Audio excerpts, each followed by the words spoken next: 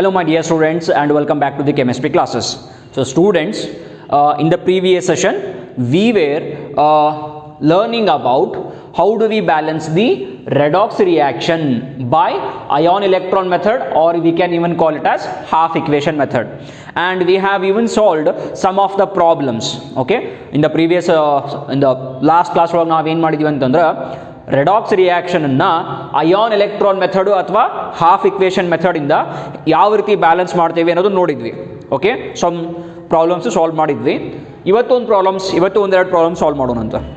ಈಗ ಒಂದು ಪ್ರಾಬ್ಲಮ್ ಅದ ಇಲ್ಲಿ, ಏನು C permanganate is reacting with SO3-2 and this is a reaction. Okay, ಈಗ ಇದನ್ನು ಬ್ಯಾಲೆನ್ಸ್ ಮಾಡಬೇಕು. ಇಲ್ಲಿ ಒಂದು ಇಂಪಾರ್ಟೆಂಟ್ ಥಿಂಗ್ ಈಸ್ ಈ ರಿಯಾಕ್ಷನ್ ಏನದ ಅಸಿಡಿಕ್ ಮೀಡಿಯಮ್ ಒಳಗಡೆ ಆಗತೈತಿ. ಓಕೆ, ಯಾವ ಮೀಡಿಯಮು? ಅಸಿಡಿಕ್ ಮೀಡಿಯಮ್ ಒಳಗಡೆ. ಓಕೆ, ಸೊ ನಾ ಟು ಸೇವ್ ದ ಟೈಮ್ ನಾನು ಇಲ್ಲಿ ಅಡ್ವಾನ್ಸ್ ಆಗಿ ಏನು ಮಾಡ್ಕೊಂಡೇನಂತಂದರೆ ನಾನು ಆಕ್ಸಿಡೇಷನ್ ನಂಬರನ್ನು ಬರ್ಕೊಂಡೇನು ಎಲ್ಲ ಥರದ್ದು. ಈಗ ನೋಡ್ರಿ, ಇಲ್ಲೇ ಮ್ಯಾಂಗ್ನೀಸ್ +7 ಹೆಂಗೆ ಬಂತು? ಆಕ್ಸಿಜನ್. ಓಕೆ, ಆಕ್ಸಿಜನ್ದು ಆಕ್ಸಿಡೇಷನ್ ನಂಬರ್ ಏನು? -2. 4 × -2 -8. ಅದರಾಗ ಒಂದು ನೆಗೆಟಿವ್ ಚಾರ್ಜ್ ಬ್ಯಾಲೆನ್ಸ್ ಆಗಿಲ್ಲ. Therefore manganese is +7 -8 minus charge is remaining. Okay, ಇಲ್ಲೂ ಕೂಡ ಅಷ್ಟೇ 3 × -2 -6 ಆಗ್ತೈತಿ. So -2 charge is unbalanced, so it should be +4. and here directly manganese is they have given it is they are saying that it is +2. now here 4 × -2 -8.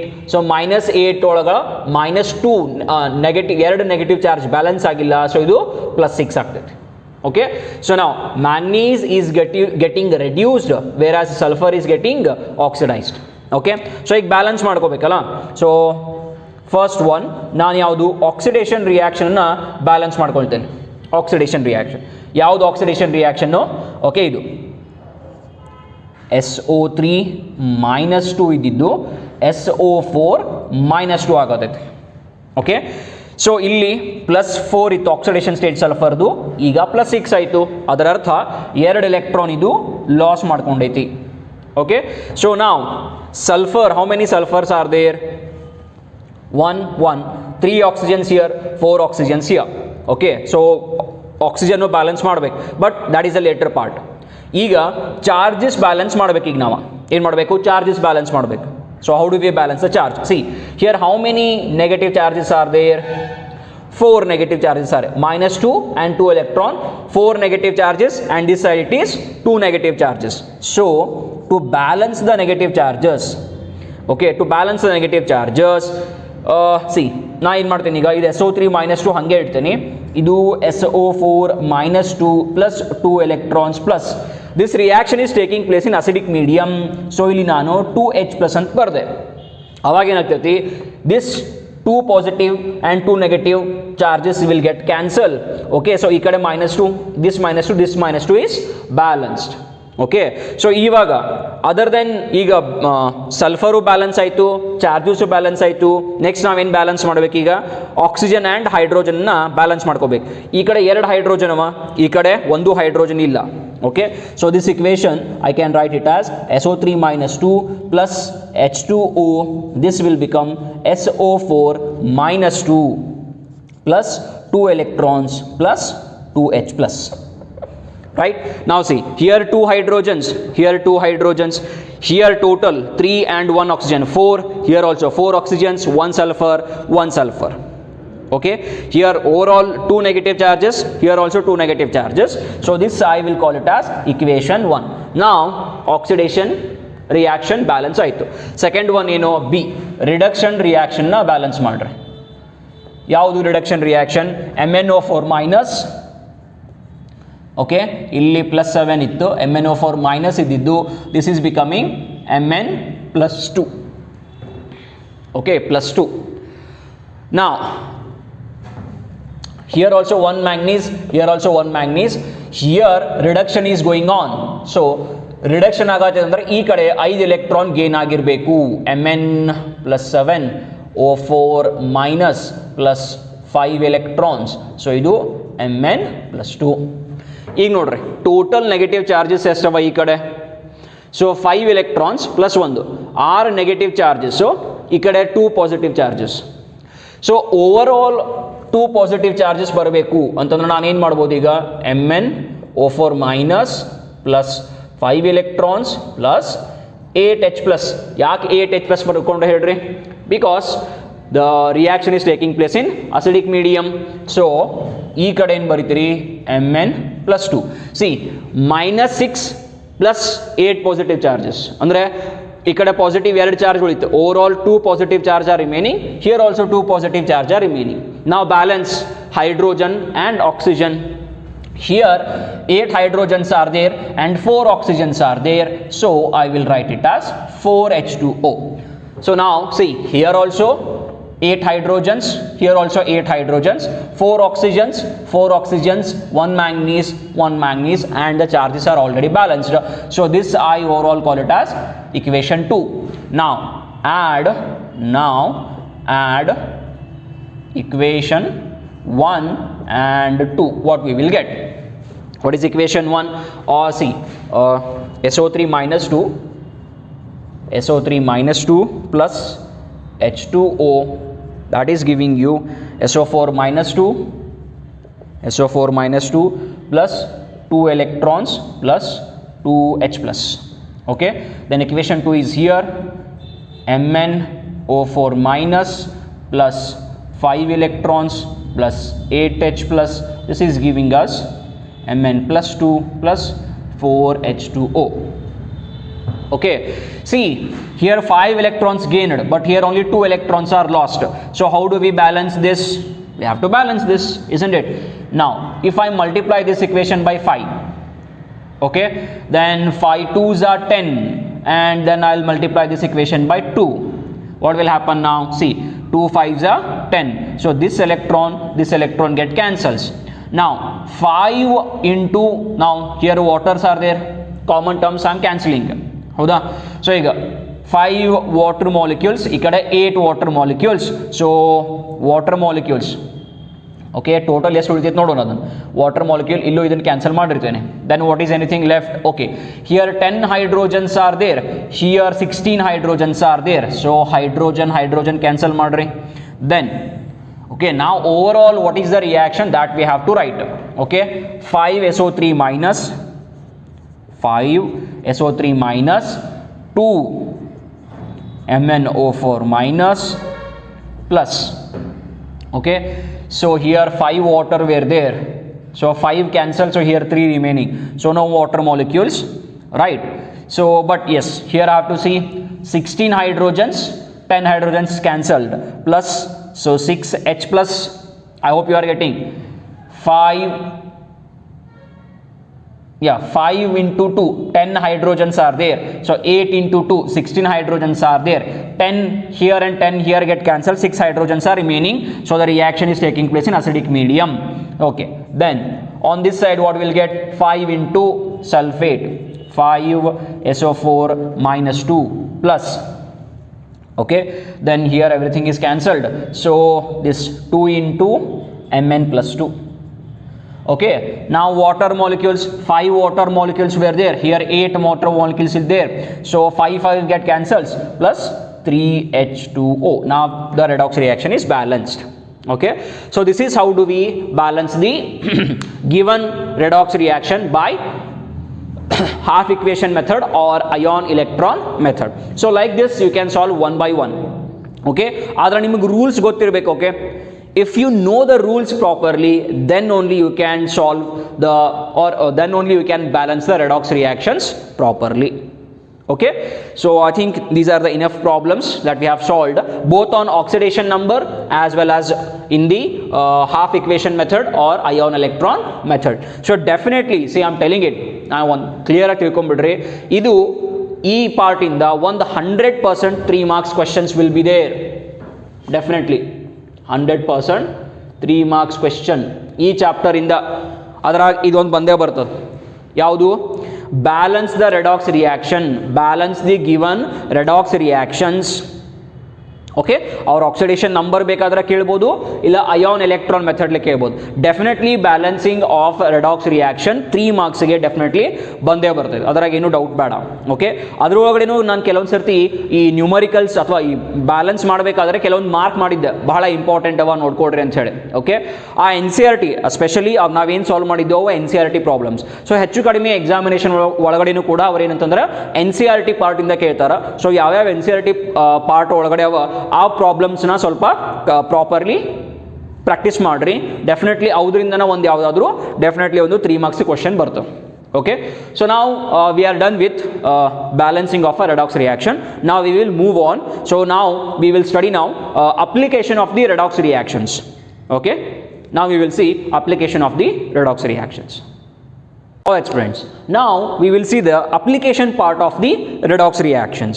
Okay, application part ಅಂದ್ರೆ ಈ redox reactions ನಮಗೆ ಯಾವ ರೀತಿ help ಮಾಡ್ತಾವ, ಎಲ್ಲೆಲ್ಲಿ redox ರಿಯಾಕ್ಷನ್ನ ನಾವು use ಮಾಡ್ಕೊಳ್ತೇವೆ ಅನ್ನೋದ್ರ ಬಗ್ಗೆ ಸ್ಟಡಿ ಮಾಡೋದು. Okay, application part. Okay, first one very important ಏನಂದ್ರೆ ಫೋಟೋಸಿಂಥಸಿಸ್. ಓಕೆ, ಫೋಟೋಸಿಂಥಸಿಸ್ ಅಂತಂದ್ರೆ ಏನು? ದ್ವಿತೀಯ ಸಂಶ್ಲೇಷಣ ಕ್ರಿಯೆ. ಓಕೆ, ಸೊ ಈ ಫೋಟೋಸಿಂಥಸಿಸ್ ಒಳಗಡೆ ಏನಾಗ್ತೈತೆ ಅಂತಂದ್ರೆ ನಾವೆಲ್ಲ ಪ್ರಾಣಿಗಳು ಆ್ಯನಿಮಲ್ಸ್ ಎಲ್ಲ ನಾವು ಜೀವಂತ ಇರಬೇಕಂದ್ರೆ ಪ್ಲಾಂಟ್ಸ್ ಏನು ಮಾಡಬೇಕು? ಆಕ್ಸಿಜನನ್ನು ಪ್ರೊಡ್ಯೂಸ್ ಮಾಡಬೇಕು. ಸೊ ಅಲ್ಲಿ ಆಕ್ಸಿಜನ್ ಪ್ರೊಡ್ಯೂಸ್ ಆಗಬೇಕಂದ್ರೆ ಏನು? ಪ್ಲಾಂಟ್ ಇದ್ದಿದ್ದು ಕಾರ್ಬನ್ ಡೈಆಕ್ಸೈಡ್ ಇನ್ಹೇಲ್ ಮಾಡ್ಕೊಳ್ತಾವೆ, ಒಳಗಡೆ ತಗೋತದೆ. ಕಾರ್ಬನ್ ಡೈಆಕ್ಸೈಡನ್ನು ಅಬ್ಸಾರ್ಬ್ ಮಾಡಿಕೊಂಡು ವಾಟರ್ ಜೊತೆ ರಿಯಾಕ್ಷನ್ ಮಾಡಿ ನಮಗೇನಂದ್ರೆ ಬೇಕಾಗಿರುವಂತಹ ಆಕ್ಸಿಜನನ್ನು ಲಿಬರೇಟ್ ಪ್ಲಾಂಟ್ಸ್ ಏನು ಮಾಡ್ತಾವೆ? ಆಕ್ಸಿಜನನ್ನು ಹೊರಗಡೆ ಕಳಿಸ್ತಾವೆ. ನಮಗೆ ಬೇಡಾಗಿದ್ದು ಯಾವುದು? Carbon dioxide. ಕಾರ್ಬನ್ ಡೈಆಕ್ಸೈಡನ್ನು ಅವು ಏನೋ ಫುಡ್ ಅಂತ ಕನ್ಸ್ಯೂಮ್ ಮಾಡಿಕೊಂಡು ನಮಗೇನಂತಂದರೆ ಬೇಕಾಗಿರುವಂತಹ ಆಕ್ಸಿಜನನ್ನು ಲಿಬರೇಟ್ ಮಾಡ್ತಾವೆ. Okay, so in photosynthesis also what is happening? See, carbon dioxide is reduced by water. Water is present in the atmosphere in the vapor form. Okay, so carbon dioxide and water, they undergo redox reaction. We can say carbon dioxide is reduced by water to produce carbohydrates and oxygen. This is important. This is glucose, which is nothing but a carbohydrate. Okay, so this is the first application of your redox reaction, very important. Then second one is extraction of metals. See, metals ಏನವಪ್ಪ ಅಂದ್ರೆ ಬಹಳ active, reactive ಇರ್ತಾವೆ. Nature ಒಳಗಡೆ ಏನಿರ್ತಾವೆ ಅಂದ್ರೆ ಭಾಳ reactive ಒಳಗಡೆ ಇರ್ತಾವೆ. C ಏನಂತಂದ್ರೆ ಒಂದು ಮೆಟಲ್ ಯಾವತ್ತೂ ಪ್ಯೂರ್ ಫಾರ್ಮ್ ಒಳಗಡೆ ಯಾವತ್ತೂ ಸಿಗುವುದಿಲ್ಲ. ಕೆಲವೊಂದಿಷ್ಟವ ಲೈಕ್ ಯಾವ್ಯಾವು? ಬಂಗಾರ, ಗೋಲ್ಡ್, ಸಿಲ್ವರ್, ಪ್ಲಾಟಿನಮ್. ಇವು ಅಷ್ಟೇ ಏನಂತಂದರೆ ಪ್ಯೂರ್ ಫಾರ್ಮ್ ಒಳಗಡೆ ನೆಲದೊಳಗಡೆ ಎಲ್ಲರೇ ಸಿಗ್ತಾವೆ. ಓಕೆ, ಭೂಮಿ ಒಳಗಡೆ ಇರ್ತಾವೆ. ಓಕೆ, ಅಂದರೆ ಈ ಬಂಗಾರ, ಆಮೇಲೆ ಗೋಲ್ಡ್, ಪ್ಲಾಟಿನಮ್ ಆ್ಯಂಡ್ ಸಿಲ್ವರ್, ಇವು ಮೂರು ಥರದ್ದು ರಿಯಾಕ್ಟಿವಿಟಿ ಅಂದರೆ ಬೇರೆದ್ರ ಜೋಡಿ ಕಂಬೈನ್ ಆಗೋ ಕೆಪಾಸಿಟಿ ಕಡಿಮೆ ಇರೋದ್ರಿಂದ ಇವು ಭೂಮಿ ಒಳಗಡೆ ಡೈರೆಕ್ಟ್ ಆಗಿ ಗೋಲ್ಡ್ ಆಗಿ ಸಿಗ್ತೈತಿ, ಸಿಲ್ವರ್ ಆಗಿ ಸಿಗ್ತೈತಿ. ಅಂದ್ರೆ ಯಾವುದು ಬೇರೆದ್ರ ಜೋಡಿ ಕಂಬೈನ್ ಫಾರ್ಮ್ ಒಳಗಡೆ ಸಿಗುವುದಿಲ್ಲ. ಇವನ್ ಬಿಟ್ರೆ ಬಾಕಿ ಇರುವಂತಹ ಮೆಟಲ್ಸ್ ಏನದಾವ ಅವು ರಿಯಾಕ್ಟಿವ್ ಅದಾವ. ಅಂದರೆ ಈಗ ಅವು ನೇಚರ್ ಒಳಗಿರುವಂತಹ ಆಕ್ಸಿಜನ್ ಇರ್ಬೋದು, ನೈಟ್ರೋಜನ್ ಇರ್ಬೋದು, ಸಲ್ಫರ್ ಇರ್ಬೋದು, ಇವುಗಳ ಜೊತೆ ಏನಾಗ್ತೈತಿ? ರಿಯಾಕ್ಟ್ ಆಗಿ ಅದು ಒಂದು ಕಂಪೌಂಡ್ ಫಾರ್ಮ್ ಒಳಗಡೆ ಇರ್ತೈತಿ. ಫಾರ್ ಎಕ್ಸಾಂಪಲ್ ಇಲ್ಲಿ ಐರನ್ ಏನಪ್ಪಾ ಅಂತಂತಂದ್ರೆ ಆಕ್ಸಿಜನ್ ಜೊತೆ ಕಂಬೈನ್ ಆಗಿ ಫೆರಿಕ್ ಆಕ್ಸೈಡ್ ಆಗಿದೆ. ಇಲ್ಲಿ ಏನಾಗಿದೆ? Ferric oxide. ಇದು ಒಂದ್ ಕಡೆ ಇರ್ತೈತೆ ಭೂಮಿ ಒಳಗಡೆ. ಒಂದು ಕೆಲವೊಂದಿಷ್ಟು ಎಲ್ಲ ಭೂಮಿ ಒಳಗಡೆ ಎಲ್ಲ ಕಡೆ ನಮಗೆ ಇದು ಸಿಗಂಗಿಲ್ಲ, ಐರನ್ ಸಿಗಂಗಿಲ್ಲ. ಓಕೆ, ಈಗ ನಾವು ಹೇಳ್ತೀವಿ ಏನು ಕೋಲಾರ್ ಗೋಲ್ಡ್, ನಿಮ್ಗೆ ಆಲ್ರೆಡಿ KGF ಬಗ್ಗೆ ಗೊತ್ತದ. Okay, not the movie. Okay, Kolar gold ಒಳ್ಳೆ. ಸೊ ಅಲ್ಲಿ ಗೋಲ್ಡ್ ಹೆಂಗೆ ಸಿಗ್ತದೆ ಹಾಗೆ ಐರನ್ದು. ಓಕೆ, ಕೆಲವೊಂದಿಷ್ಟು ಪಾರ್ಟ್ ಒಳಗೆ ಸಿಗ್ತೈತಿ. ಅಲ್ಲಿ ಡೈರೆಕ್ಟ್ ಐರನ್ ಸಿಗುವುದಿಲ್ಲ, ಅಂದ್ರೆ ಡೈರೆಕ್ಟ್ ನಮಗೆ ಕಬ್ಬಿಣ ಸಿಗುವುದಿಲ್ಲ. ಅಲ್ಲಿ ಕಂಬೈನ್ಡ್ ಫಾರ್ಮ್ ಒಳಗೆ ಸಿಗ್ತೈತಿ. ಓಕೆ, ಇದಕ್ಕೆ ನಾವು ಹೆಂಗೆ ಕರಿತೇವೆ? ಓರ್ ಅಂತ ಕರಿತೇವೆ. ಓರ್ ಅಂದರೆ ಒಂದು ಮೆಟಲ್ ಇನ್ನೊಂದ್ರ ಜೊತೆ ಕಂಬೈನ್ ಆಗಿ ಇರುವಂತಹದ್ದು. ಅದು ಭಾಳ ಅಮೌಂಟ್ ಒಳಗೆ ಇರಬೇಕು ಆ ಪ್ರದೇಶದೊಳಗಡೆ.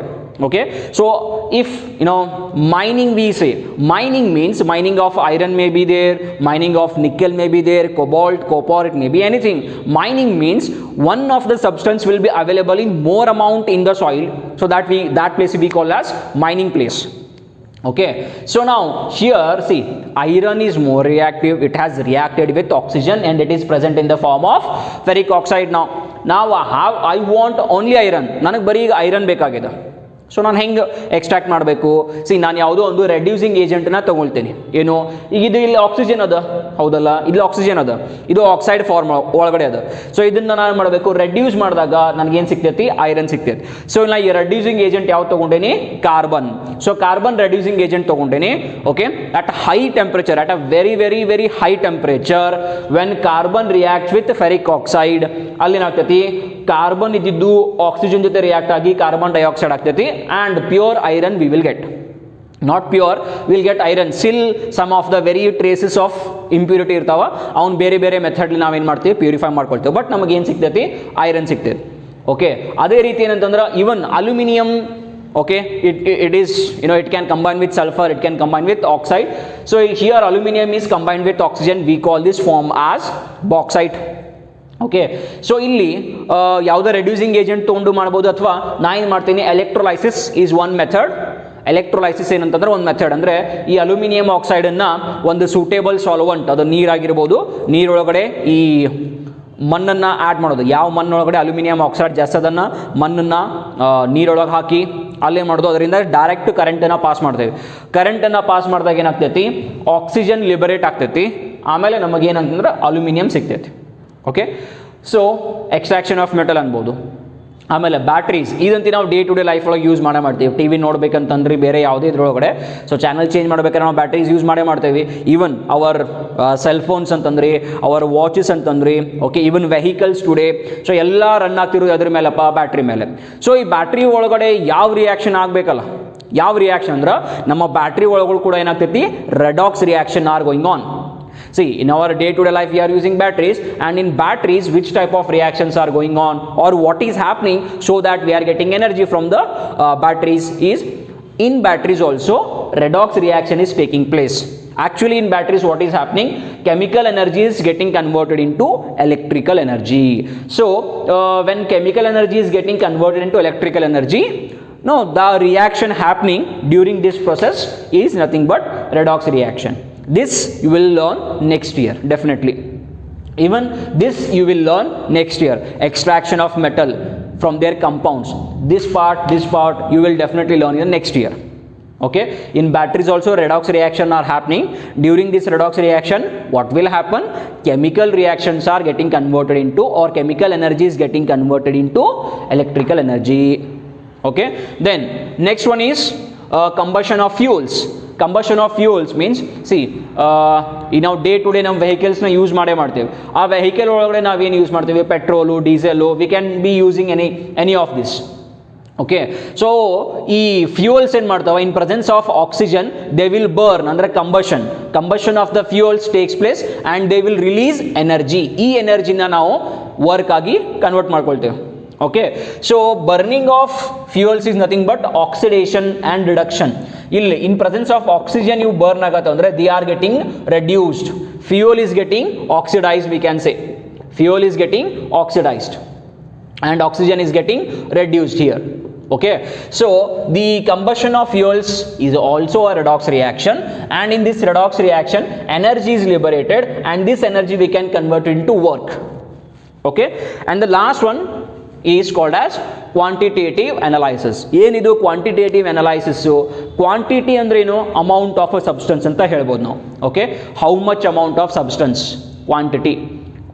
ಇಫ್ ಐ ಆಸ್ಕ್ ಯು, ಈಗ ನಾನು ಅಂಗಡಿ ಹೋಗಿ ಒಂದು ಅರ್ಧ ಕಿಲೋ ಸಕ್ರೆ ಕೊಡ್ರಿ ಅಂತ ಅಂದ್ರೆ ನಾನು ಅಲ್ಲಿ ಮೆನ್ಷನ್ ಮಾಡಿದೆ ಎಷ್ಟು ಅಮೌಂಟ್ ಸಕ್ರೆ ಬೇಕಂತೇಳಿ ಮೆನ್ಷನ್ ಮಾಡಿದೆ. ನಾನು ಸಿಂಪ್ಲಿ ಹೋಗಿ ಸಕ್ರೆ ಕೊಡ್ರಿ ಅಂತ ಹೇಳಂಗಿಲ್ಲ. ಅವ್ನು ಕೇಳ್ತಾನೆ ಎಷ್ಟು ಬೇಕು ಸಕ್ರೆ, ಎಷ್ಟು ಅಮೌಂಟ್ ಅದ ಅನ್ನೋದಕ್ಕೆ ನಾವು ಏನು ಕರಿತೇವೆ? ಕ್ವಾಂಟಿಟಿ. ಓಕೆ, ಸೊ ಈಗ ರೆಡಾಕ್ಸ್ ರಿಯಾಕ್ಷನ್ ಹೆಂಗ್ರಿ ನಮಗೊಂದು ಕ್ವಾಂಟಿಟಿ ಅನಲೈಸ್ ಮಾಡ್ಲಿಕ್ಕೆ ಹೆಲ್ಪ್ ಮಾಡ್ತಾವೆ. ಅನಲೈಸ್ ಅಂತಂದ್ರೆ ಒಂದು ವಸ್ತು ಎಷ್ಟು ಪ್ರಮಾಣ ಒಳಗಡೆ ಅದ ಅಂತೇಳಿ ಹೆಂಗೆ ಕಂಡುಹಿಡಿತೀವಿ ಅಂತಂದ್ರೆ, ನಮಗೆ ಗೊತ್ತಿರೋದೇನು? ಈಗ ರೆಡಾಕ್ಸ್ ರಿಯಾಕ್ಷನ್ ಒಳಗಡೆ ಒಂದು ಆಕ್ಸಿಡೈಸಿಂಗ್ ಏಜೆಂಟ್ ಇರ್ತೈತಿ, ಇನ್ನೊಂದು ರೆಡ್ಯೂಸಿಂಗ್ ಏಜೆಂಟ್ ಇರ್ತೈತಿ. ಸಪೋಸ್ ನನ್ನ ಕಡೆ ಏನದಪ್ಪ ಅಂದ್ರೆ ಒಂದು 10 ml ರೆಡ್ಯೂಸಿಂಗ್ ಏಜೆಂಟ್ ಅದ, ಬಟ್ ಅದ್ರ ನನಗೆ ಮೊಲ್ಯಾರಿಟಿ ಗೊತ್ತಿಲ್ಲ. ನನಗೇನು ಗೊತ್ತಿಲ್ಲ? ಮೊಲ್ಯಾರಿಟಿ ಗೊತ್ತಿಲ್ಲ. ಅದರದ್ದು ಮೊಲ್ಯಾರಿಟಿ ಕಂಡುಹಿಡಬೇಕು. ನಿಮಗೆ ಆಲ್ರೆಡಿ ಗೊತ್ತು ಮೊಲ್ಯಾರಿಟಿ ಅಂತಂದ್ರೆ ಏನು? Molarity is the amount of a substance present in 1 litre. Number of moles of a solute present in 1 litre of the solution. So molarity ಅನ್ನೋದು ಏನು ಅಂತಂದರೆ 1 ಲೀಟರ್ ಒಳಗಡೆ ಯಾವುದೋ ಒಂದು ವಸ್ತು ಎಷ್ಟು ಅಮೌಂಟ್ ಒಳಗಡೆ ಅದ ಅನ್ನೋದನ್ನ ಹೇಳ್ತದೆ, ಯಾವುದು ಮೊಲಾರಿಟಿ. ಸೊ ನಾನೇನು ಮಾಡ್ಬೋದು, ಈ ನಿಮ್ಮ ಕಡೆ ರೆಡ್ಯೂಸಿಂಗ್ ಏಜೆಂಟ್ ಐತಿ ಅಂತಂದ್ರೆ ನಾನೇನು ಮಾಡ್ಬೋದು, ಒಂದು ಆಕ್ಸಿಡೈಸಿಂಗ್ ಏಜೆಂಟನ್ನು ತಗೊಂಡು ಇದ್ರ ಜೊತೆ ರಿಯಾಕ್ಷನ್ ಮಾಡಿ ಅದರದ್ದು ಎಷ್ಟು ಅಮೌಂಟ್ ಅದ ಅಂತ ಹೇಳಿ ಕಂಡುಹಿಡಿಬೋದು. ಹೌದಾ? ಸೊ ಇದಕ್ಕೆ ನಾವು ಹೆಂಗೆ ಕರಿತೀವಿ, ಕ್ವಾಂಟಿಟೇಟಿವ್ ಅನಲೈಸಿಸ್. ಓಕೆ, ನನ್ನ ಕಡೆ ಏನಿರ್ಬೋದು, ಈಗ ಸಪೋಸ್ ನನ್ನ ಕಡೆ ಏನೈತಿ ಆಕ್ಸಿಡೈಸಿಂಗ್ ಏಜೆಂಟ್ ಐತಿ ಅಂತ ಕೊಡ್ರಿ, ಎಷ್ಟು 10 ml ಆಫ್ ಆಕ್ಸಿಡೈಸಿಂಗ್ ಏಜೆಂಟ್ ಐತಿ, ಆದರೆ ಎಷ್ಟು ಐತಿ ಗೊತ್ತಿಲ್ಲ, ಅಂದರೆ ವಾಲ್ಯೂಮ್ ಗೊತ್ತು ನನಗೆ, ಆ 10 ml ಒಳಗಡೆ ಎಷ್ಟು ಆಕ್ಸಿಡೈಸಿಂಗ್ ಏಜೆಂಟ್ ಐತಿ ಅದು ಗೊತ್ತಿಲ್ಲ. ಸೊ ಅದನ್ನು ಹೆಂಗೆ ಕಂಡುಹಿಡಿತೀನಿ, ಆಕ್ಸಿಡೈಸಿಂಗ್ ಏಜೆಂಟನ್ನು ರೆಡ್ಯೂಸಿಂಗ್ ಏಜೆಂಟ್ ಜೊತೆ ರಿಯಾಕ್ಷನ್ ಮಾಡ್ತೀನಿ, ರಿಯಾಕ್ಷನ್ ಮಾಡಿ ರಿಯಾಕ್ಷನ್ ಕಂಪ್ಲೀಟ್ ಆದಮೇಲೆ ನಾನು ಹೇಳ್ಬೋದು okay 10 ml of amount 10 ml ಒಳಗಡೆ ಇಷ್ಟು ಅಮೌಂಟ್ ಆಫ್ ಆಕ್ಸಿಡೈಸಿಂಗ್ ಏಜೆಂಟ್ ಇತ್ತು ಅಥವಾ ಇಷ್ಟು ಅಮೌಂಟ್ ಆಫ್ ರೆಡ್ಯೂಸಿಂಗ್ ಏಜೆಂಟ್ ಇತ್ತು ಅಂತ ನಾನು ಹೇಳ್ಬೋದು. Okay, so these are the applications of the redox reactions. Okay, now we will move on to the very important part again, that is quantitative analysis. Now andre heng kandidithevi, how do we analyze that the given in a given solution how much amount of one substance is present, that we shall study now. So students, now we will study about redox titrations. Okay, so ನಾನು ಆಗಲೇ ಹೇಳಿದಂಗೆ ಏನಂತಂದರೆ ಈಗ redox reaction ಒಳಗಡೆ ಏನಾಗ್ತೈತಿ ಅಂತಂದ್ರೆ ಒಂದು oxidising agent ಒಂದು ರೆಡ್ಯೂಸಿಂಗ್ ಏಜೆಂಟು ರಿಯಾಕ್ಟ್ ಆಗಿ ಪ್ರಾಡಕ್ಟ್ ಫಾರ್ಮ್ ಆಗ್ತಿರ್ತೈತೆ. ಹೌದಾ? Product form ಆಗತೈತೆ. ಓಕೆ, ಈಗ ನನ್ನ ಕಡೆ ಸಪೋಸ್ ಒಂದು ರೆಡ್ಯೂಸಿಂಗ್ ಏಜೆಂಟ್ ಐತಿ, ಯಾವುದು ಫೆರಸ್ ಸಲ್ಫೇಟ್ ಅನ್ನೋದೇನೈತಿ ಒಂದು ರೆಡ್ಯೂಸಿಂಗ್ ಏಜೆಂಟ್ ಐತಿ. ಎಷ್ಟಪ್ಪ ಅಂತಂದರೆ ಸಪೋಸ್ ನನ್ನ ಕಡೆ 1 ಲೀಟರ್ದು ಫೆರಸ್ ಸಲ್ಫೇಟ್ ಐತಿ, ಆದ್ರೆ ಅದರ ಕಾನ್ಸಂಟ್ರೇಷನ್ ಗೊತ್ತಿಲ್ಲ, ನಂಗೇನು ಗೊತ್ತಿಲ್ಲ, ಕಾನ್ಸಂಟ್ರೇಷನ್ ಗೊತ್ತಿಲ್ಲ. ಅದರ ಕಾನ್ಸಂಟ್ರೇಷನ್ ಗೊತ್ತಿಲ್ಲ ಅಂದ್ರೆ ಅದರ ಅರ್ಥ ಏನು, how much amount of ferrous sulphate is present in 1 litre ನನಗೆ ಗೊತ್ತಿಲ್ಲ. ನಾ ಹೇಳಿದ ಅರ್ಥ ಆಯಿತು. ಈ 1 ಲೀಟರ್ ಆಫ್ ಫೆರಸ್ ಸಲ್ಫೇಟ್ ಒಳಗಡೆ ನಂಗೆ ಎಕ್ಸಾಕ್ಟ್ಲಿ ಎಷ್ಟು ಅಮೌಂಟ್ ಆಫ್ ಫೆರಸ್ ಸಲ್ಫೇಟ್ ಅದ ಅಂಥೇಳಿ ನಮಗೆ ಗೊತ್ತಿಲ್ಲ. ಸೊ ಅದನ್ನು ಹೆಂಗೆ ಕಂಡುಹಿಡಿಬೇಕು ಅಂತಂದರೆ, ಈ ಫೆರಸ್ ಸಲ್ಫೇಟನ್ನು ಒಂದು ಯಾವುದೋ ಆಕ್ಸಿಡೈಸಿಂಗ್ ಏಜೆಂಟ್ ಜೊತೆ ರಿಯಾಕ್ಟ್ ಮಾಡಬೇಕು. ಯಾವುದಪ್ಪ ಬೆಸ್ಟ್ ಆಕ್ಸಿಡೈಸಿಂಗ್ ಯಾವುದು ಅಂತಂದ್ರೆ potassium permanganate KMnO4. Okay, so ಅಲ್ಲಿ 1 minute. Yes. Okay, so here what will happen now, so KMnO4 plus ferrous sulfate. Okay, ಇವು ರಿಯಾಕ್ಟ್ ಆಗ್ತೈತೆ. ಅಂದರೆ ಈಗ ನಂಗೆ ಏನೈತಿ, ಇದು ರೆಡ್ಯೂಸಿಂಗ್ ಏಜೆಂಟು, ಇದ್ರ ಎಷ್ಟು ಅಮೌಂಟು ಗೊತ್ತಿರಲಿಲ್ಲ, ಎಷ್ಟು ಅಮೌಂಟ್ ಆಫ್ ರೆಡ್ಯೂಸಿಂಗ್ ಏಜೆಂಟ್ ಐತಿ ನಂಗೆ ಗೊತ್ತಿರಲಿಲ್ಲ. ಸೊ ಹೆಂಗೆ ಕಂಡುಹಿಡಿಬೇಕು ಅಂದರೆ ರೆಡ್ಯೂಸಿಂಗ್ ಏಜೆಂಟನ್ನು ಆಕ್ಸಿಡೈಸಿಂಗ್ ಏಜೆಂಟ್ ಜೊತೆ ರಿಯಾಕ್ಟ್ ಮಾಡ್ತೀನಿ. ಸೊ ಯಾವಾಗ ಒಂದು ರಿಯಾಕ್ಷನ್ ಕಂಪ್ಲೀಟ್ ಆಗ್ತೈತಿ ಅಂದರೆ ಇಷ್ಟು ಅಮೌಂಟ್ ಒಳಗಡೆ ಇಷ್ಟು. So you already know about cross multiplication, right? So if you here I want to calculate what is the amount of ferrous sulphate, then ನೀವು already stoichiometry of chemical reaction already ಗೊತ್ತದ. So ಇಲ್ಲೇನಂತಂದರೆ ನನಗೆ potassium ಪರ್ಮಾಂಗನೇಟದ್ದು molarity ಗೊತ್ತೈತಿ, ಆಮೇಲೆ volume ಎಷ್ಟು volume ಇದ್ರ ಜೊತೆ react ಆಯಿತು ಗೊತ್ತಾತಂದ್ರೆ ಅದು ಗೊತ್ತೈತಿ, plus stoichiometric coefficient this is equal to m2v2/n2. ಈಗ ಆಲ್ರೆಡಿ ನಿಮ್ಗೆ ಏನು ಗೊತ್ತೈತಿ ಅಂತಂತಂದರೆ, ಹೌ ಮಚ್ ವಾಲ್ಯೂಮ್ ರಿಕ್ವೈರ್ ಗೊತ್ತಿರ್ತೈತಿ, ಮೊಲಾರಿಟಿ ನಿಮ್ಗೆ ಗೊತ್ತಿಲ್ಲ. And if you balance this equation ನಿಮಗೆ ಸ್ಟಾಯ್ಕಿಯೋಮೆಟ್ರಿಕ್ ಕೋಎಫಿಷಿಯಂಟ್ ಸಿಗ್ತೈತಿ, then only you require m2, so you can calculate. ಆದರೆ ಈಗ ನೆಕ್ಸ್ಟ್ ಪ್ರಶ್ನೆ ಏನು ಬರೋದು ಅಂತಂದರೆ, how do I do the chemical reactions, isn't it? ಈಗ ಇದನ್ನು ನಾನು ಬ್ಯಾಲೆನ್ಸ್ ಮಾಡಿಕೊಂಡ್ರೆ, okay, we'll go with the basics again. Okay, so how do we calculate the amount of a substance present in a solution? ಅದೇ ಪ್ರಶ್ನೆ ಈಗ. ಹೌದಾ? ಒಂದು solution ಒಳಗಡೆ ಗಿವನ್ ಅಮೌಂಟ್ ಆಫ್ ಸೊಲ್ಯೂಷನ್ ಒಳಗಡೆ ಯಾವುದೋ ಒಂದು ವಸ್ತು ಎಷ್ಟು ಅಮೌಂಟ್ ಒಳಗಡೆ ಐತಿ ಅನ್ನೋದನ್ನು ಕಂಡುಹಿಡಿಬೇಕು. ಹೆಂಗೆ ಕಂಡುಹಿಡಿತೇವೆ ಅಂತಂದರೆ by doing titrations. So titration ಅನ್ನೋದು ಏನು? Titrations are experimental methods which will determine the quantity of a substance present in a given solution. ನಾನು ನಿಮ್ಗೆ ಯಾವುದೋ ಒಂದು ಅನ್ನೋನ್ ಸೊಲ್ಯೂಷನ್ ಕೊಡ್ತೇನೆ. ಅನ್ನೋನ್ ಸೊಲ್ಯೂಷನ್ ಅಂದರೆ ಅದರ ಕಾನ್ಸಂಟ್ರೇಷನ್ ಗೊತ್ತಿಲ್ಲ. ಆ ಗೊತ್ತಿರದೇ ಇರುವಂತಹ ಸೊಲ್ಯೂಷನ್ ಅದು ಕಾನ್ಸಂಟ್ರೇಷನ್ನ ಕಂಡುಹಿಡಿಲಿಕ್ಕೆ ಇರುವಂತಹ ಎಕ್ಸ್ಪೆರಿಮೆಂಟಲ್ ಮೆಥಡ್ ಯಾವುದು ಅಂತಂದರೆ ಅದು ಟೈಟ್ರೇಷನ್ಸ್. ಓಕೆ, ಸೊ ಈಗ ಟೈಟ್ರೇಷನ್ ಒಳಗಡೆ ನಾವೇನು ಮಾಡ್ತೀವಿ, ಅನ್ನೋನ್ ಸೊಲ್ಯೂಷನನ್ನು ನೋನ್ ಸೊಲ್ಯೂಷನ್ ಜೊತೆ ರಿಯಾಕ್ಟ್ ಮಾಡಿ ಎಷ್ಟು ವಾಲ್ಯೂಮ್ ಅದಂತ ಕಂಡುಹಿಡಿತೇನೆ. ಓಕೆ, ಸಿ ಏನಪ್ಪ ಅಂತಂದರೆ ಈಗ ಇನ್ನು ಬೆಸ್ಟ್ ಎಕ್ಸಾಂಪಲ್ ಯಾವುದು, HCl ಮತ್ತು NaOH ಇವೆರಡು ರಿಯಾಕ್ಟ್ ಆಯ್ತದೆ, ನಿಮ್ಗೇನು ಸಿಕ್ತು, NaCl ಪ್ಲಸ್ H2O.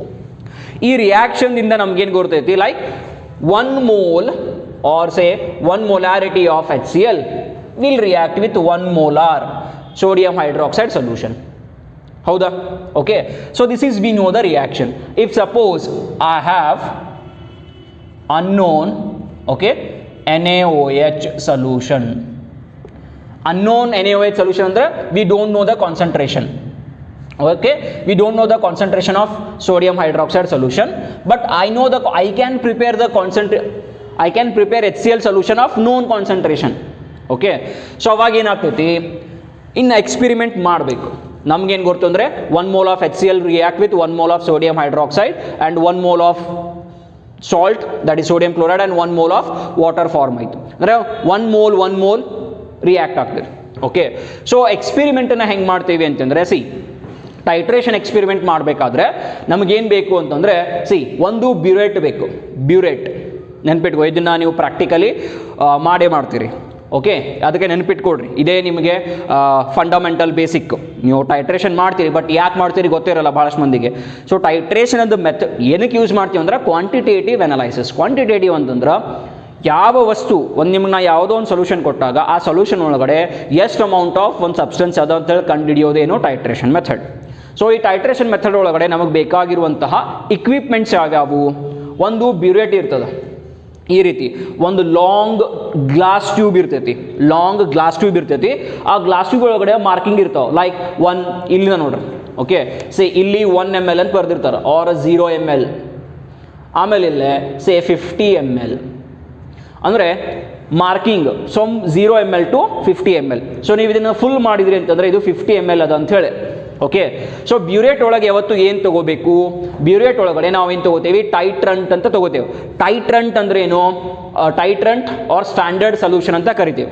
ಏನದು ಸ್ಟ್ಯಾಂಡರ್ಡ್ ಸೊಲ್ಯೂಷನ್ ಅಂತಂದರೆ solution whose concentration is non.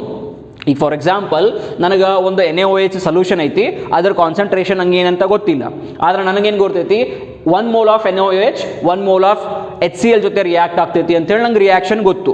So ನಾನೇನು ಮಾಡ್ತೀನಿ, ಒಂದು HCl ಕಾನ್ಸಂಟ್ರೇಷನ್ ರೆಡಿ ಮಾಡ್ತೇನೆ. HCl ನಾ ಹೆಂಗೆ ರೆಡಿ ಮಾಡ್ತೇನೆಪ್ಪ ಅಂತಂದ್ರೆ, ಸೇ 0.5 molar HCl ರೆಡಿ ಮಾಡಿದೆ. ಓಕೆ, ಅದನ್ನು ಈ ಬ್ಯೂರೇಟ್ ಒಳಗೆ ಹಾಕೊಂಡೆ, ಎಷ್ಟು 50 ml ತೊಗೊಂಡೇನೆ. ಹೌದಾ? ಓಕೆ, ಈ ಬ್ಯೂರೇಟ್ ಫುಲ್ ಮಾಡಿದಾಗ ಇಲ್ಲಿಂದ ಇಲ್ಲಿವರೆಗೂ ಫುಲ್ ಇತ್ತು ಅಂತಂದ್ರೆ ಅದು 50 ml ಅಂತ ತಿಳ್ಕೊಡ್ರಿ. ಸೊ ಈಗ ನನ್ನ ಕಡೆ ಎಷ್ಟೈತಿ, 50 ml ಐತಿ. ಓಕೆ, ವಾಲ್ಯೂಮ್ ಎಷ್ಟೈತಿ, 50 ml ಐತಿ. ಓಕೆ, ಸೊ ಅದಕ್ಕೆ ನಾನು ಸ್ಟ್ಯಾಂಡರ್ಡ್ ಸೊಲ್ಯೂಷನ್ ಅಂತ ಕರಿತೀನಿ. ನೆನ್ಪಿಟ್ಕೊಡ್ರಿ, ಸ್ಟ್ಯಾಂಡರ್ಡ್ ಸೊಲ್ಯೂಷನ್ ಅಂತಂದ್ರೆ ಏನು, solution whose concentration is known. ಈಗ NaOH X molar ಅಂದ್ರೆ ಇದ್ರ ಕಾನ್ಸಂಟ್ರೇಷನ್ ನಮಗೆ ಎಷ್ಟು ಅದ ಅಂತ ಹೇಳಿ ಗೊತ್ತಿಲ್ಲ, ಅದು ನಾವು ಕಂಡುಹಿಡಿಬೇಕು. ಈಗ HCl ಏನದ 0.5 molar ಅಂತ ನಮ್ಗೆ ಗೊತ್ತಾಗಿದೆ. ಓಕೆ, ಸೊ ನೆಕ್ಸ್ಟ್ ಏನು ಮಾಡೋದು ಅಂತಂದರೆ, ಇಲ್ಲಿ ಕೋನಿಕಲ್ ಫ್ಲಾಸ್ಕ್, ಇಲ್ಲಿ ಇನ್ನೊಂದು ಇಕ್ವಿಪ್ಮೆಂಟ್ ಯಾವುದು, ಕೋನಿಕಲ್ ಫ್ಲಾಸ್ಕ್ ಬೇಕು, ಅಥವಾ ಇದಕ್ಕೆ ನಾವು ಹೆಂಗೆ ಕರಿತೇವೆ, ಟೈಟ್ರಂಟ್ ಫ್ಲಾಸ್ಕ್ ಅಂತಲೂ ಕರೀತಾರೆ. ಓಕೆ, ಸೊ ಈ ಕೋನಿಕಲ್ ಫ್ಲಾಸ್ಕ್ ಒಳಗಡೆ ಏನಿರ್ತೈತಿ, ಅನಲೈಟ್ ತೊಗೊಂಡಿರ್ತೇವೆ. ಅನಲೈಟ್ ಅಂತಂದ್ರೆ ಏನು, ಯಾವ ಸೊಲ್ಯೂಷನದ್ದು ಕಾನ್ಸಂಟ್ರೇಷನ್ ಗೊತ್ತಿಲ್ಲಲ್ಲ ಅದಕ್ಕೆ ನಾವು ಅನಲೈಟ್ ಅಂತ ಕರಿತೇವೆ, ನೆನ್ಪಿಟ್ಕೋಬೇಕು. Okay, the solution of unknown concentration taken into conical flask that is called as analyte. Okay, ಯಾವ ಸೊಲ್ಯೂಷನದ್ದು ಕಾನ್ಸಂಟ್ರೇಷನ್ ಗೊತ್ತಿಲ್ಲ ಅದನ್ನು ಕೋನಿಕಲ್ ಫ್ಲಾಸ್ಕ್ ಒಳಗಡೆ ತಗೊಳ್ರಿ. ಆಮೇಲೆ ಯಾವ ಸೊಲ್ಯೂಷನದ್ದು ಕಾನ್ಸಂಟ್ರೇಷನ್ ಗೊತ್ತೈತಿ ಅದನ್ನು ಬ್ಯೂರೇಟ್ ಒಳಗಡೆ ತಗೋಬೇಕು. ಆಲ್ ರೈಟ್, ನಾವು ಹಂಗಿದ್ರೆ ನಾನು ಏನು ಮಾಡೀನಿ, ಈಗ ಇಲ್ಲಿ ನೋಡ್ರಿ, ಇಲ್ಲಿ ನಮ್ಗೆ ಗೊತ್ತಾಗಬೇಕು ಅನ್ನೋನ್ NaOH ಸೊಲ್ಯೂಷನ್, ಅದ್ರ ಮೊಲಾರಿಟಿ ಗೊತ್ತಿಲ್ಲ.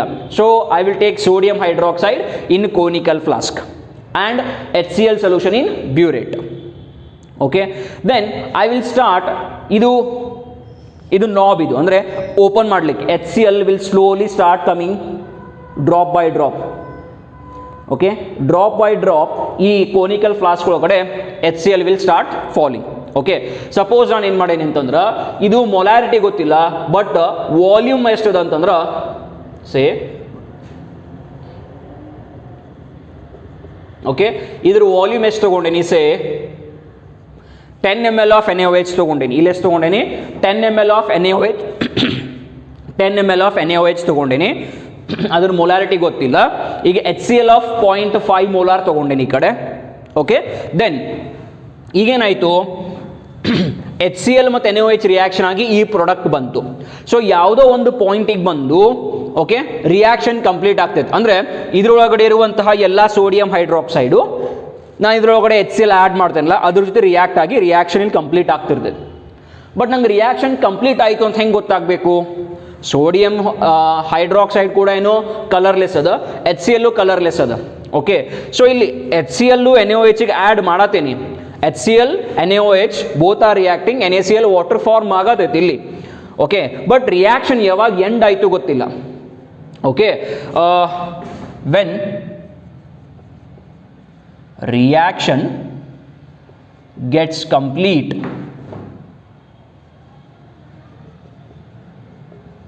it's called end point or equivalence point.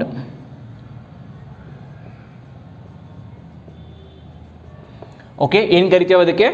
End point or equivalence point. Equivalence ಅರ್ಥ ಆಗ್ತದಲ್ಲ, ಅಂದರೆ 1 ಮೋಲ್ ರಿಯಾಕ್ಟ್ ಆಗಬೇಕಿತ್ತು ಅಲ್ಲ.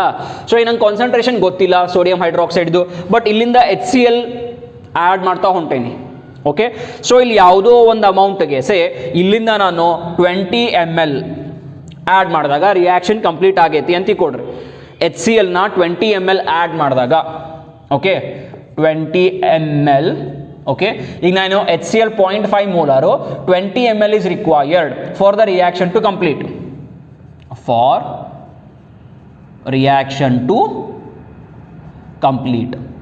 ಓಕೆ, ಈಗ ನಮ್ಗೆ ಹೆಂಗೆ ಗೊತ್ತಾಗಬೇಕು ಸರ್ ಇಲ್ಲಿ ರಿಯಾಕ್ಷನ್ ಕಂಪ್ಲೀಟ್ ಆಗಿದ್ದು ಹೆಂಗೆ ಗೊತ್ತಾಗ್ತೈತಿ?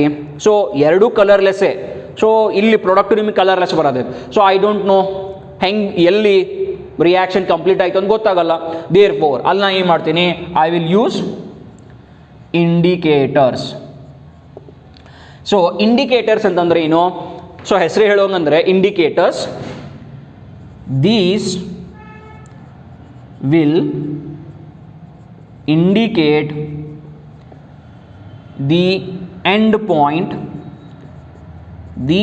point of a chemical reaction. Okay, so indicators, these will indicate the end point of a chemical reaction. Yavavu? For example, phenolphthalein,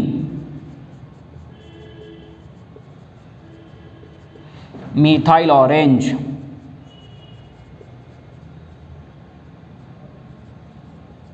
etcetera.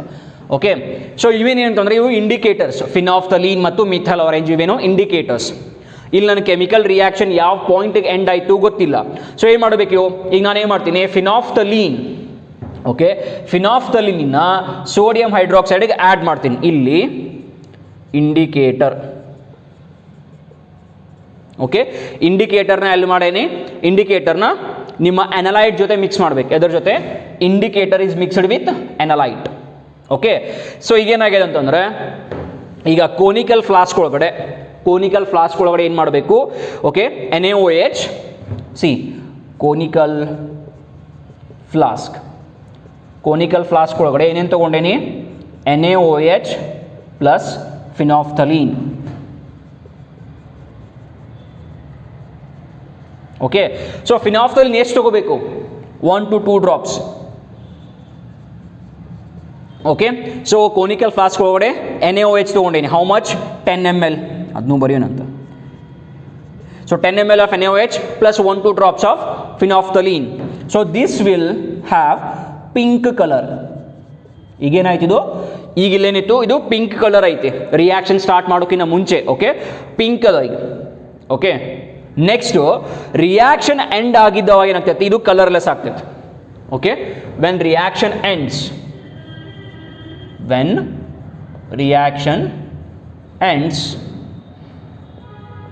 Pink ಕಲರ್ದಿಂದ ಅದೇನಾಯಿತು? ಕಲರ್ಲೆಸ್. ಓಕೆ, ಪಿಂಕ್ ಕಲರ್ ಇದು ಏನಾಯಿತು? Colourless. ಯಾಕೆ ಹೇಳ್ರಿ? Because whatever amount of NaOH was there, that is reacted with HCl. Okay, ಯಾವಾಗ ಇಲ್ಲಿ pink colour solution ಇದ್ದಿದ್ದು colourless ಆಯಿತು ಅಂತಂದ್ರೆ ನಾವೇನು ತಿಳ್ಕೊಬೇಕು? ಓಕೆ, ರಿಯಾಕ್ಷನ್ ಈಸ್ ಕಂಪ್ಲೀಟೆಡ್, ಅಂದರೆ ಎಂಡ್ ಪಾಯಿಂಟ್ ರೀಚ್ ಆಯ್ತು ಅಂತ ಹೇಳಿ. ಓಕೆ, ಸೊ ಈಗ ನಮ್ಗೆ ಏನು ಸಿಕ್ತು ಅಂತಂದ್ರೆ ಇಲ್ಲೇನು ಸಿಗಾತೈತಿ, HCl ಎಷ್ಟು ಕನ್ಸ್ಯೂಮ್ ಆಗಿತ್ತು ಅಂತಂದ್ರೆ ಈಗ ನೀವು ಇಲ್ಲಿ ಮಟ್ಟ ನೀವು HCl ತಗೊಂಡಿರಿ.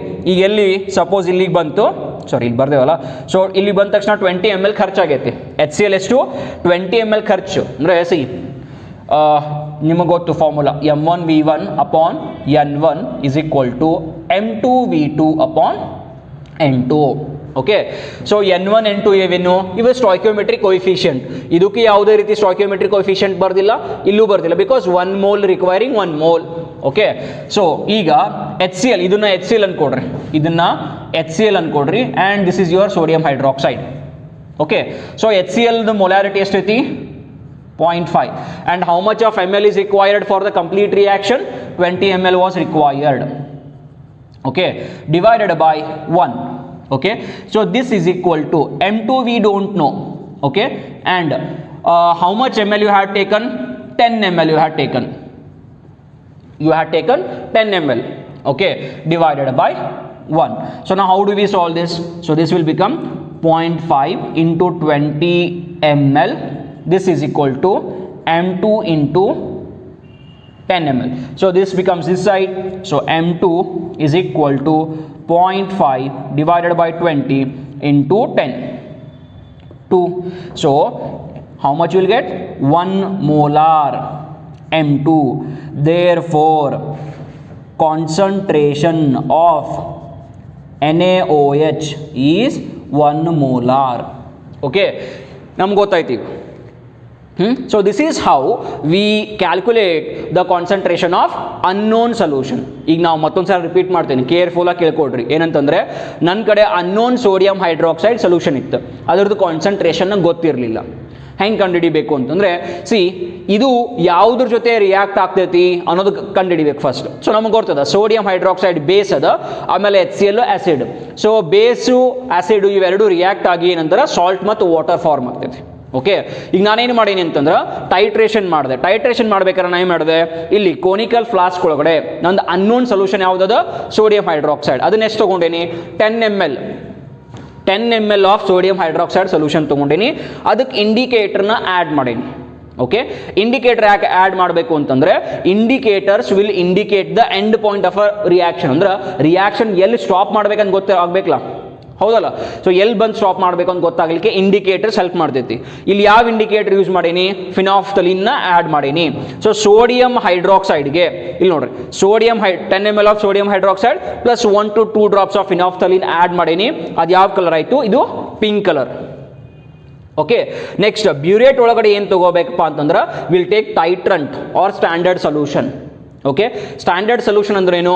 ಯಾವ ಸೊಲ್ಯೂಷನ್ ಅಂದು ಕಾನ್ಸಂಟ್ರೇಷನ್ ಗೊತ್ತೈತಿ. ಸೊ ಯಾವ ಸೊಲ್ಯೂಷನ್ ಕಾನ್ಸಂಟ್ರೇಷನ್ ಗೊತ್ತೈತಿ ನಮ್ಗೆ? ಈಗ HCl ಎಷ್ಟು? 0.5.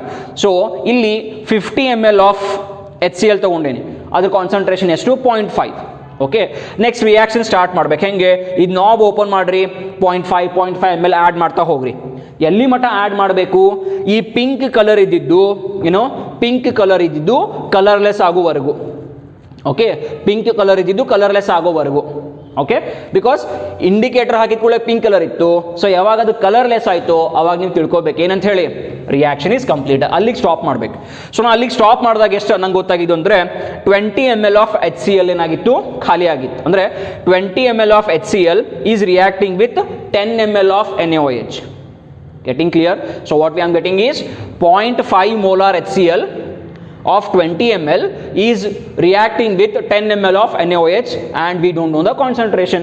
So using this formula we have calculated the molarity of the solution in how much? 1 molar. So ನನ್ನ ಕಡೆ unknown solution ಇತ್ತು, ಈಗ ಅದರದ concentration ನ ನಾನು find out ಮಾಡಿದೆ. How much it is? 1 molar. So remember student, what is titration? Titrations are the experimental method to determine the quantity of a substance present in a given solution. I hope ಈ point clear ಆಗಿದೆ.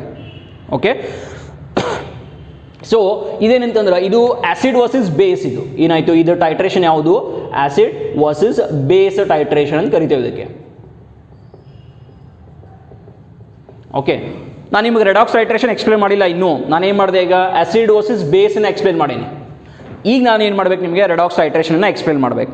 So first ಇದು ಅರ್ಥ ಆಗಿತ್ತು ಅಂತಂದರೆ same applies for redox titration. So let us see for the redox titration ಹೆಂಗೆ apply ಆಗುತ್ತೆ.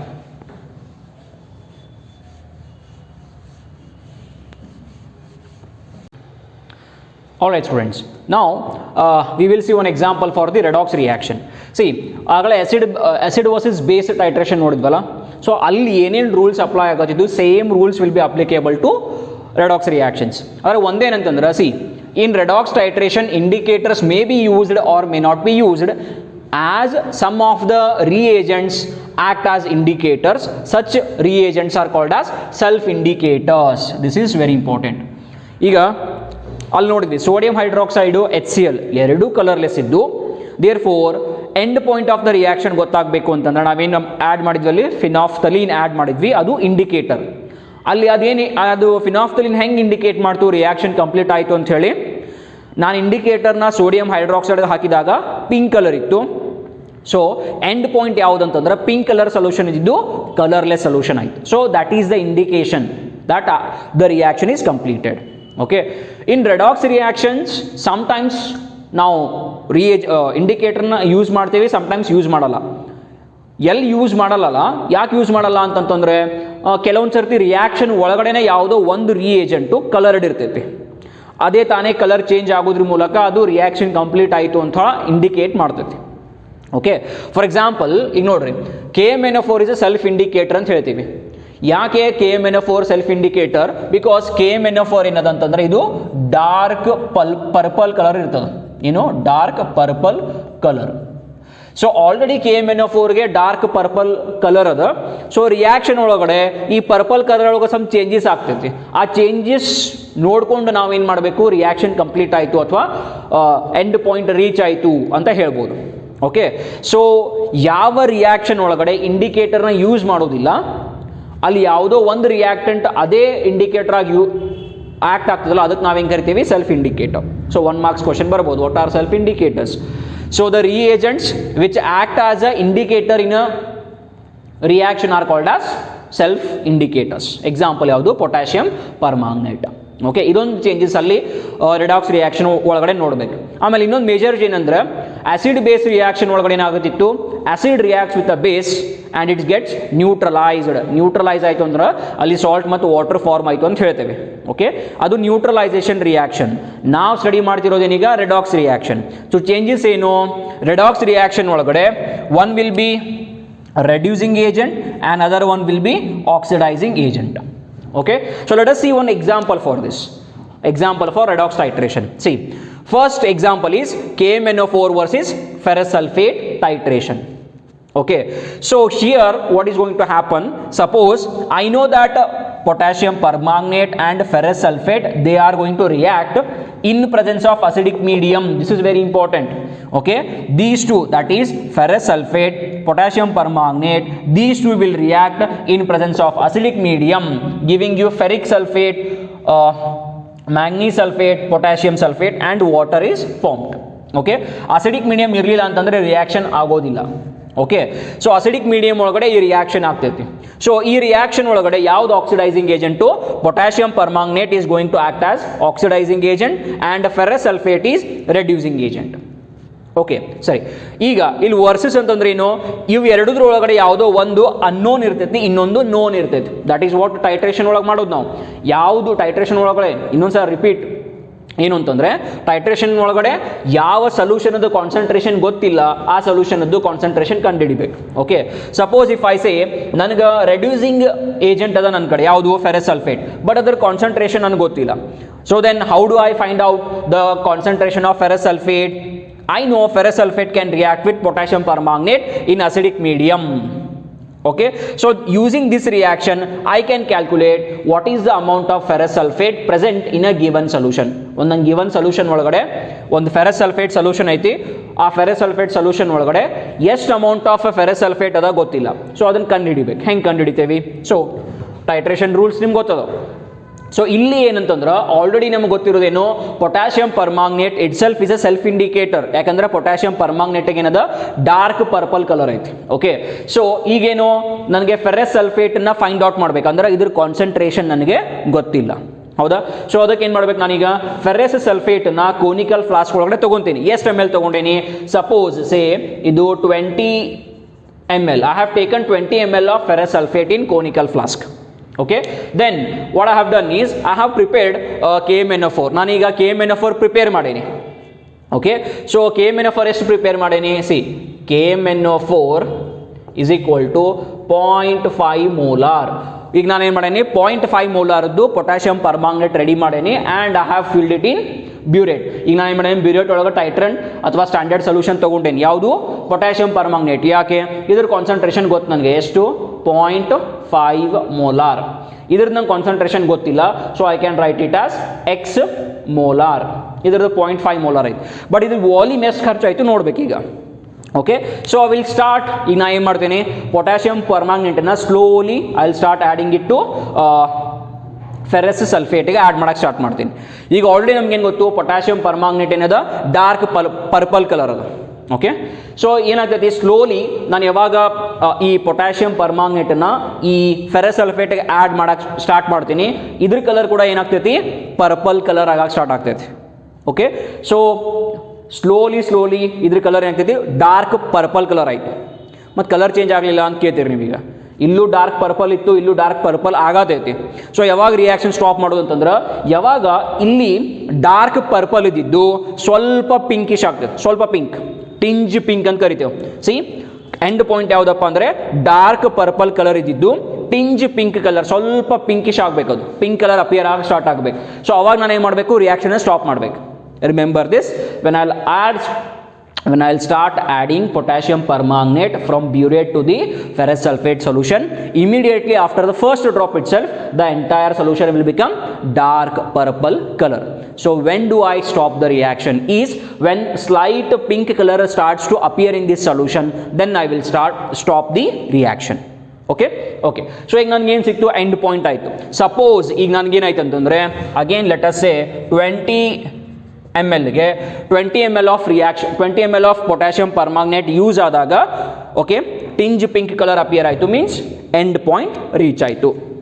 Okay, so ಈಗ ನನಗೆ how much amount of or what is the molarity of ferrous ಸಲ್ಫೇಟ್ನ ಹೆಂಗೆ ಕಂಡುಹಿಡಿತೀರಿ? ಸೊ ಈ ಇಕ್ವೇಷನ್ ಅದ, or you can use this equation also. Okay, half reaction method other. So using this equation I can calculate now. See, potassium permanganate concentration is 0.5 molar. How much volume was used? 20 ml. Now ferrous sulfate, I don't know, x molar is there, and how much I had taken? 20 ml. Okay, then using this equation or even this equation, ಯಾವ್ದು ಬೇಕೋ ಅದು ತಗೊಳ್ರಿ, ಯಾವ್ದು convenient ಆಗುತ್ತೋ ಎರಡು balanced ಇದೆ. Okay, so using this equation, that is m1 v1 upon n1 is equal to m2 v2 upon n2. Using this equation I can calculate the molarity. Suppose this is my potassium permanganate and this is ferrous sulfate. Okay, so now start putting the values. See, from this, okay, m1 potassium m1, what is m1? 0.5 molar. Okay, v1 how much? 20 ml. Okay, divided by n1, what is the stoichiometric coefficient? Any stoichiometric coefficient is there? Nothing is there, so I can write it as 1. Okay, now this is equal to m2 v2, x I don't know, volume how much I have taken? 20 ml, divided by what is the stoichiometric coefficient of ferrous sulfate? It is +5. Okay, +5. So ಈಗ calculate ಮಾಡ್ರಿ.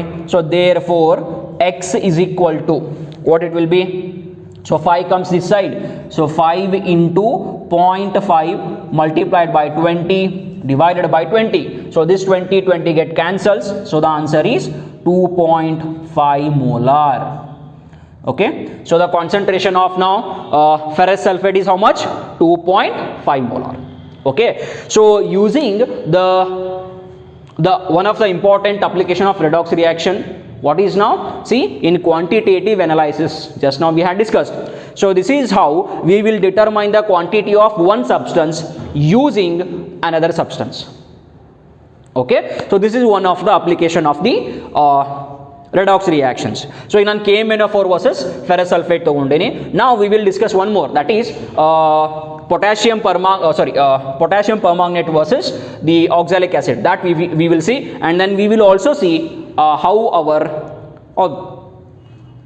we will see now potassium permanganate versus oxalic acid. In the next class we will take potassium dichromate and iodine. So let me rub this and let us study again how will potassium permanganate will react with oxalic acid. That we shall see now.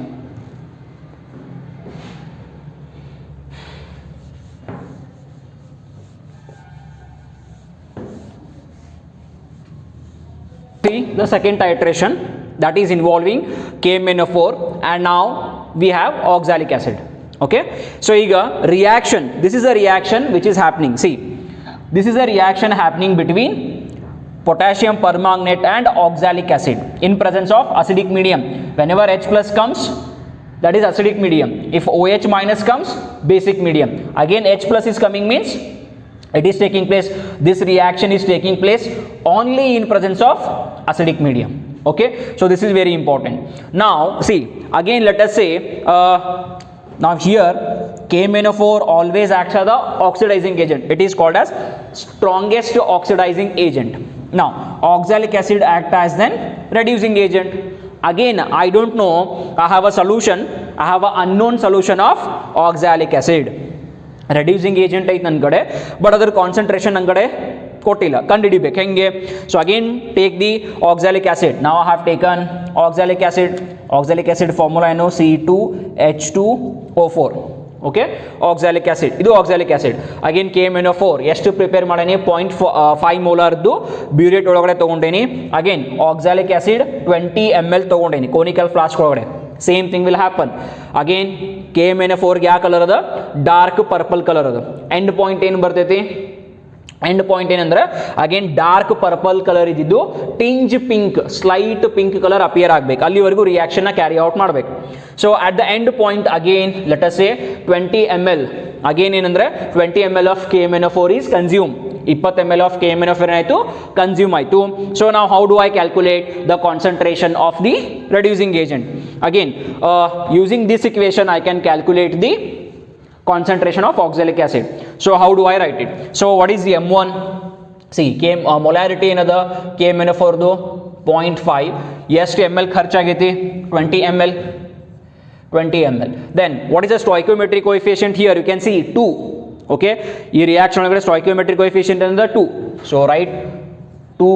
This is equal to M2 ಗೊತ್ತಿಲ್ಲ, x molar multiplied by volume ಎಷ್ಟು ತೊಗೊಂಡಿದ್ವಿ? 20 ml ತೊಗೊಂಡೇವಿ. So 20 ml divided by what is the stoichiometric coefficient? It is 5. So divided by 5. So ಈಗ x is equal to then 5 into 0.5 into 20 divided by 20 into 2. ಈ 20 ಈ ಕಡೆ ಬಂತು. Okay, so 20 get cancels. So it's again what? 2.5 divided by 2 means it is 1.25 molar. So it is 1.25 molar. So this is how we calculate the concentration of unknown solution using oxidizing agent. ಈಗ using oxidising agent. ಅದೇ ರೀತಿ ನೀವು oxidising agent ಇದು ಗೊತ್ತಿಲ್ಲ ಅಂತ ಕೊಡ್ರಿ, concentration of oxidising agent ಗೊತ್ತಿಲ್ಲ, ಅವಾಗ ಇದನ್ನ ಎಲ್ಲಿ ತೊಗೊಳ್ಬೇಕು? ಕೋನಿಕಲ್ ಫ್ಲಾಸ್ಕ್ ಒಳಗಡೆ ತೊಗೊಳ್ರಿ. ಅಗೇನ್ ಆಕ್ಸಾಲಿಕ್ ಆಸಿಡ್ ನೀವು ಪ್ರಿಪೇರ್ ಮಾಡಿರಿ 0.5, ಅದನ್ನ ಬ್ಯೂರೇಟ್ ಒಳಗೆ ತೊಗೊಳ್ರಿ. Again do the titration. Okay, again purple colour ಇದ್ದಿದ್ದು ಸ್ವಲ್ಪ ಪಿಂಕ್ ಕಲರ್ ಅಪಿಯರ್ ಆಗುವವರೆಗೂ ಟೈಟ್ರೇಷನ್ ಮಾಡ್ರಿ. Then stop the reaction.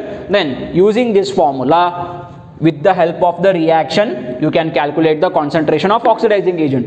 Bari reducing agent ಅಷ್ಟೇ ಕಂಡುಹಿಡಿಬಹುದು ಅಂತ, it's not like that. Okay, don't think that only we can find out the concentration of reducing agent. You can calculate the unknown. If the unknown concentration of oxidizing agent is there, then reverse. Oxidizing agent is taken in conical flask. Reducing agent you have to prepare of known concentration, take it in burette, do the reaction till the end point, means color change will be there. Okay, means here again you are taking KMnO4 means it is a self indicator. It's a dark purple color will slightly become pink, then stop the reaction. Then using this equation you can calculate the concentration of oxidizing agent also. Okay, so in the next session students we will see how potassium dichromate and iodine will act as oxidizing agent, and using them how can we calculate the concentration of reducing agents. So that we will take in the next class. So let's meet in the next class with a new concept. Thank you so much students.